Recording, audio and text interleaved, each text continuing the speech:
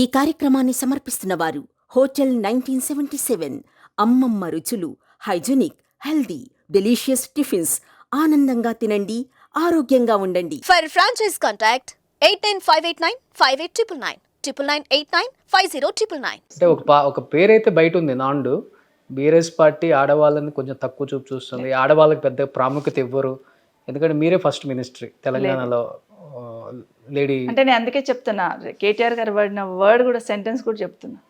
అక్కడ రాజకీయంగా ఏమవుతుంది ఏం కాదనేది నేను చెప్పలేను, కానీ రాజశేఖర రెడ్డి గారు ఏ విధంగా మిమ్మల్ని రెస్పెక్ట్ చేశారో అది మేము ఆ గౌరవం మేము ఇస్తాం ఇక్కడ. చాలు, అంతకన్నా ఎక్కువ ఎక్స్పెక్ట్ చేయనని చెప్పాను. బట్ ఒకనొక టైంలో మీకు ఒక కుడి భుజం లాగా నిలబడ్డారు కదా కేసీఆర్ గారు. నాకు కుడి భుజం అంతే కదా, సపోర్ట్ చేశారు కదా.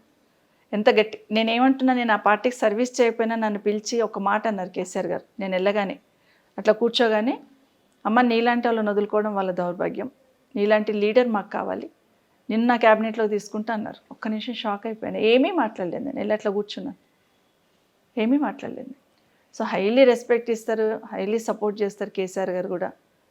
బయట అంతే రూమర్ చేస్తుంటారు కానీ ఏది చెప్పినా వింటారు, విని సొల్యూషన్ కూడా ఇస్తారు. అవునా? ఊరికి బయట మాట్లాడే వాళ్ళు మస్తు మాట్లాడతారు. ప్రజాభవన్లో కాలు పెట్టే మాకు ఫ్రీడమ్ కూడా ఇచ్చున్నారు. మా డిపార్ట్మెంట్లో నాకు ఫ్రీడమ్ ఇచ్చారు కాబట్టి చేయమని నేను మనమూరు మనబడి లాంటి స్కీమ్ తీసుకురాగలిగాము, ఇంప్లిమెంట్ చేయగలిగాము. సొంతగా నిర్ణయాలు తీసుకున్నాం కాబట్టి ఇప్పుడు నోట్బుక్స్ లాంటివి ఇంప్లిమెంట్ చేసాం ఇక్కడ. ఇంతకుముందు నోట్బుక్స్ లేకుండే పిల్లలకి, ఓన్లీ టెక్స్ట్ బుక్స్ ఇచ్చేవాళ్ళం. పాపం ఎవరైనా డొనేట్ చేస్తే నోట్బుక్స్ తీసుకునేవాళ్ళు పిల్లలు. అట్లాంటిది నోట్బుక్స్ తీసుకున్నాము.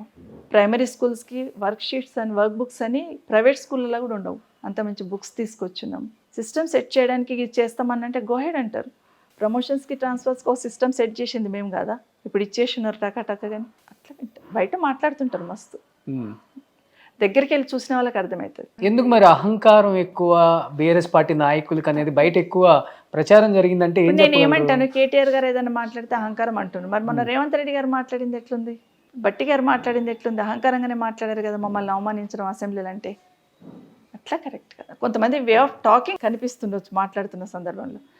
కేసీఆర్ గారు మాట్లాడుతున్నప్పుడు మనస్ఫూర్తిగా మాట్లాడతారు, ఏదైనా సమస్య తీసుకుపోయినప్పుడు దాని గురించి చెప్తారు. ఒకవేళ ఫస్ట్ టైం కాదన్న సెకండ్ టైం మళ్ళీ చెప్పే ప్రయత్నం చేస్తే వింటారు, విని మళ్ళీ దానికి ఎక్కడ ఇబ్బంది కాకుండా చూసుకోండి, ప్రాబ్లం రాకుండా చూసుకోండి, రాంగ్ స్టెప్ పడొద్దు, ఇట్లాంటి జాగ్రత్తలన్నీ చెప్తారు. సో అంటే మీ తర్వాత మీ వారసత్వాన్ని కొనసాగించేది ఎవరు అంటే ఏమని చెప్తారు?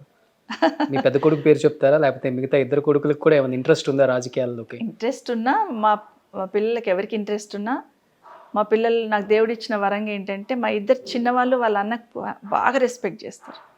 వాళ్ళ అన్న మాట వేదం, ఏ బిజినెస్ చేసినా వాళ్ళ అన్నతో షేర్ చేసుకుంటారు. వాళ్ళ అన్న కాదంటే ఒక్క అడుగు ముందుకు వేయరు.